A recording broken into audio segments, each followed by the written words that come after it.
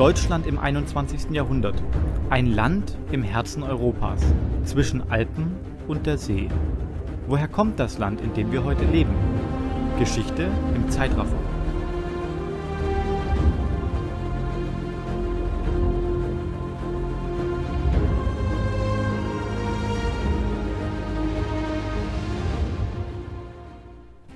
Wir haben bereits Videos zur deutschen Geschichte produziert. Diese ersten Teile der Serie sind oben und in der Videobeschreibung verlinkt.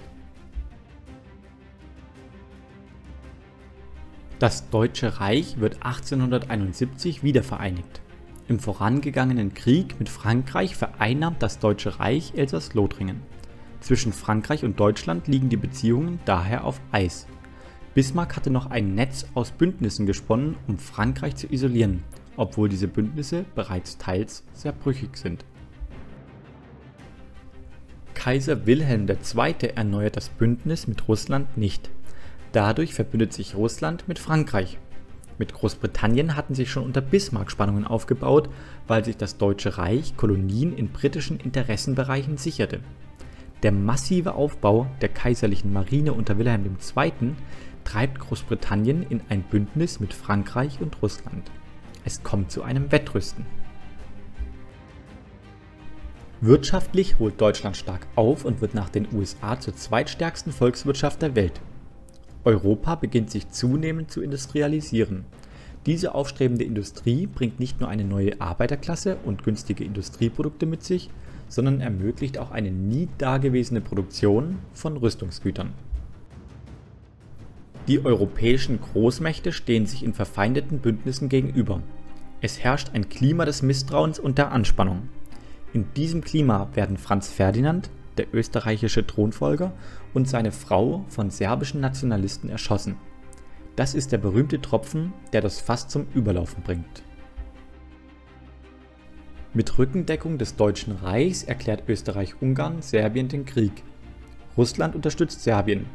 Daher erklärt Deutschland Russland und dessen Verbündeten Frankreich den Krieg. Das Deutsche Reich hatte sich bereits einen Angriffsplan, den Schlieffenplan, zurechtgelegt. Dazu marschieren deutsche Truppen in Belgien ein, um die französischen Truppen zu umklammern. Das führt zum Kriegseintritt Großbritanniens. Der Erste Weltkrieg hat begonnen. Deutschland führt einen Zwei-Fronten-Krieg. An der Westfront gegen Frankreich und Großbritannien und an der Ostfront gegen Russland. Es kommt zu einem Krieg mit enormer Unterstützung der Industrie. Neue Waffentechnologien wie das Maschinengewehr, Kampfgas, Panzer, Flugzeuge und U-Boote verleihen dem Krieg eine betrübliche neue Qualität. An der Westfront scheitert der deutsche Versuch eines schnellen Siegs und es kommt zu einem Stellungskrieg.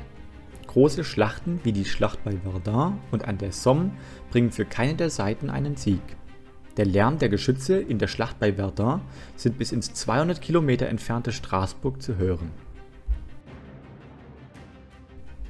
An der Ostfront sind die deutschen Truppen zahlenmäßig stark unterlegen.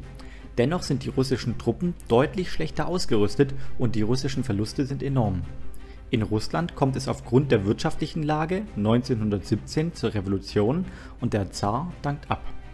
Das Deutsche Reich organisiert 1917 den Transport Lenins aus dem Schweizer Exil nach Russland. Dieser übernimmt die Macht in Russland. 1917 scheidet Russland in der Folge aus dem Krieg aus.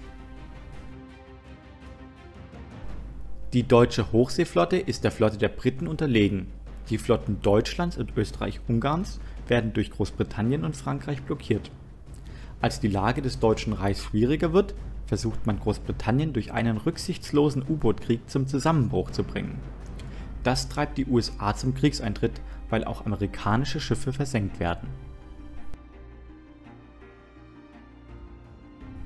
Ende 1917 werden deutsche Truppen an der Ostfront frei.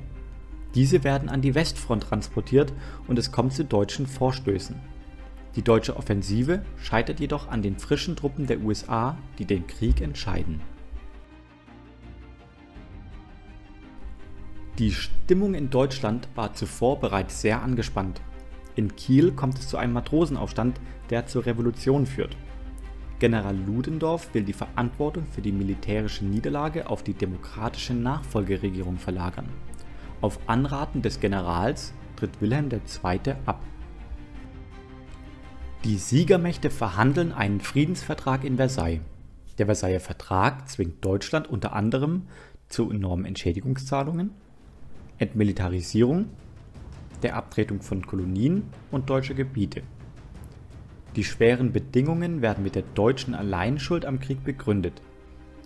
Das führt in Deutschland zu einem Sturm der Entrüstung.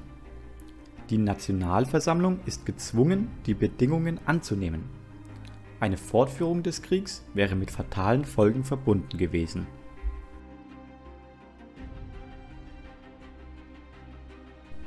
Nach Amtsübergabe Wilhelm II. An Friedrich Ebert, SPD, ruft Philipp Scheidemann am 9. November 1918 die Deutsche Republik aus. In Weimar wird eine Verfassung ausgearbeitet. Der nächste Teil der deutschen Geschichte, Weimarer Republik, wird sich hiermit befassen. Ihr findet das Video, wenn schon produziert, im Link rechts oder in der Videobeschreibung.